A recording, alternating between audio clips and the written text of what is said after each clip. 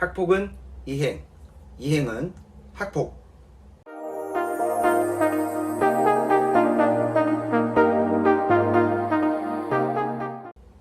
안녕하세요. 이영민 행정사입니다.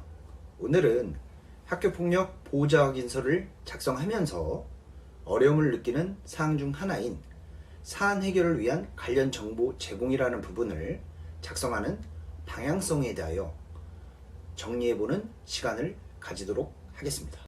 먼저 다수의 학부모님들께 보호자 확인서 작성 대행에 도움을 드리면서 느꼈던 부분이 있습니다. 그건 바로 사안 해결을 위한 관련 정보 제공이라는 사항을 작성하심에 있어서 많은 어려움을 겪으신다는 것입니다. 학교에서 학교폭력 사안이 발생하여 학교에서 본 사안을 인지, 감지하게 될 경우 학부모님들께서는 학교로부터 또는 하교하는 아이로부터 보호자 확인서 또는 보호자 의견서라는 양식을 전달받게 됩니다. 이 같은 양식을 전달받게 된 학부모님들께서는 처음에는 한 장의 양식이기 때문에 가볍게 생각하기도 합니다. 그런데 막상 작성하시려고 하다 보면 확인서 또는 의견서를 작성하는 것이 생각보다 쉽지 않다는 것을 느끼시게 됩니다. 저 이영민 행정사는 학부모님들의 그러한 마음을 충분히 이해하고 있습니다. 소중한 내 자녀와 관련된 서류이기 때문에 함부로 작성하기가 어렵고, 그래서 심사숙고하여 작성을 하려다 보니 상당한 어려움을 느끼시게 되는 것입니다. 학부모님들께서 소중한 내 자녀와 관련된 서류를 가능한 한 올바르게 작성하고 싶어 하시는 것은 당연한 이치라고 볼 수 있습니다. 본론으로 돌아가 보면 보호자분들께서는 말씀드린 사항을 작성함에 있어 상당히 어려움을 호소하십니다. 그러나 저희 이행행정사 사무소에서는 반대로 그래서 이 부분이 핵심 사항 중 하나이고 오히려 제대로 작성해야 한다고 말씀을 드리고 있습니다. 국어사전에서 규정하고 있는 정보란 관찰이나 측정을 통하여 자료를 실제 문제에 도움이 될 수 있도록 정리한 지식 또는 그 자료라고 규정하고 있는데요. 즉 학교폭력 사안의 정보를 대입해 보면 관찰이나 측정을 통하여 자료를 실제 학교폭력 문제 사안에 도움이 될 수 있도록 정리한 지식 또는 그 자료로 볼 수 있겠습니다.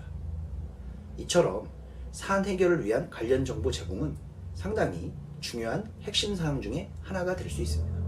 그렇다면 이와 같은 사항을 어떻게 작성하는 것이 보다 조금이나마 바람직할 수 있을까요? 먼저 내 자녀가 현재 가해 관련 학생인지 피해 관련 학생인지에 따라 방향성은 달라지게 됩니다. 먼저 자녀가 현재 가해 관련 학생에 해당할 경우 이때 본 사안이 학교장 자체 해결 제도를 통하여 마무리될 수 있는지 먼저 헤아려 보아야 합니다. 학교장 자체 해결 제도로 마무리된다는 것을 확신하기 어려운 상황이라면 심의위원회 절차까지 염두에 두고 관련 정보 제공을 작성하시는 것이 바람직합니다.